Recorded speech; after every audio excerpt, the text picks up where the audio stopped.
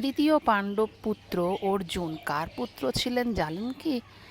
একদা মাতা কুন্তী দেবী দুর্বাসা ঋষির মনসন্তুষ্ট করে সেবা কাজ করার জন্য তাকে একটি মন্ত্র দান করেছিলেন। সেই মন্ত্রটি এতই শক্তিশালী মন্ত্র ছিল যে যে কোনো দেবতাকে আহ্বান করে তার কাছ থেকে বর প্রার্থনা করা যায়।